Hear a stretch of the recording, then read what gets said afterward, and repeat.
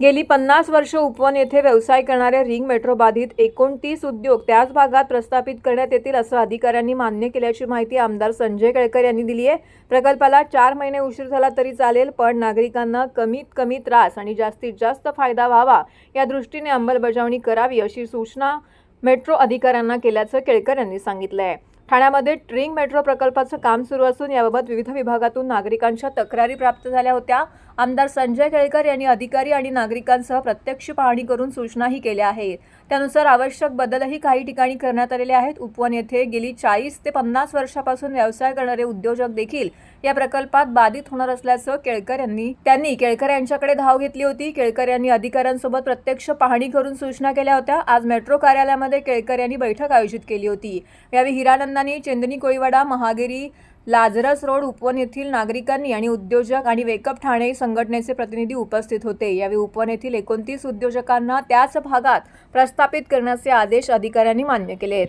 त्यामुळे या उद्योजकांना दिलासा मिळालेला आहे। यावेळी माध्यमांशी बोलताना केळकर यांनी सांगितले की अंतर्गत रिंग मेट्रो प्रकल्पाच्या परवानग्या घेण्याआधी नागरिकांच्या हरकती सूचना घेणं आवश्यक होतं, मात्र काम सुरू केल्यानंतर सूचना स्वीकारल्या जात आहेत। एक वेळ प्रकल्पाला विलंब झाला तरी चालेल, पण कमीत कमी नागरिकांना त्रास व्हावा आणि जास्तीत जास्त नागरिकांना फायदा व्हावा या दृष्टीने प्रकल्पाची अंमलबजावणी व्हावी अशी भूमिका अधिकाऱ्यांसमोर मांडल्याचं केळकर यांनी सांगितलंय। आज रिंग महामेट्रोच्या अधिकाऱ्यांच्या बरोबर चर्चा करण्याकरता मी या ठिकाणी त्यांच्याच कार्यालयामध्ये आज बैठक बोलवली होती आणि हे 2-2.5 महिन्यापासून मला निरनिराळ्या भागातली ज्या ठिकाणून मेट्रो जाते त्या ठिकाणातल्या लोकांचं रिप्रेझेंटेशन येत होती। प्रत्यक्ष आम्ही काही ठिकाणी पाहणीही केली होती अधिकाऱ्यांच्या बरोबर, पण त्याचा फॉलोअप आणि नवीन काही भागातल्या लोकांचं देखील या ठिकाणी निवेदनं माझ्याकडे आली होती।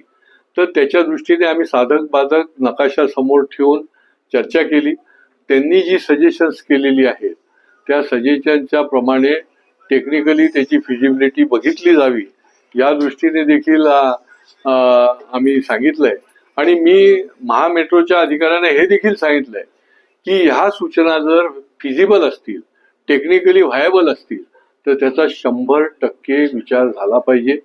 वेळ पडली तर तुम्ही काही महिने तुमच्या प्रकल्पाला लेट झाला तरी चालेल, पण चांगली सूचना की ज्या नागरिकांच्या हिताची आहे आणि कमीत कमी लोकांना त्रास होणारी आहे तर ती या सूचनेचा देखील आपण टेक्निकल टीमकडनं आढावा घ्यावा आणि ती पूर्ण करावी।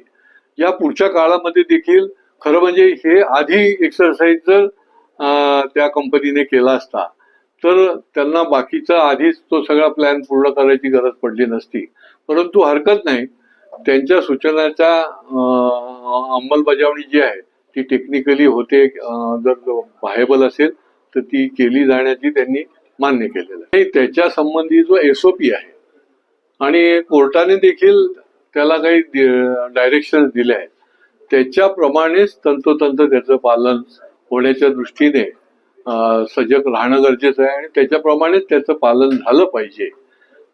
तरच मग निर्दोषपणे ते अंमलबजावणी जी आहे ती होऊ शकते आणि पर्यावरण प्रेमींना देखील निश्चितपणे दिलासा मिळू शकतो आणि त्याचे जे काही त्यांनी डायरेक्टिव्ह दिले त्याच्याप्रमाणे त्याची अंमलबजावणी व्हावी अशी आमची त्यांना सूचना आहे। दोन्ही महागिरी कोळीवाडा आणि चेंदणी कोळीवाडा आणि अधिकाऱ्यांनी त्यांना त्यांचे जे काही टेक्निकल आक्षेप आहेत ते त्यांनी पटवून दिले की कशा पद्धतीने हे होणार आहे।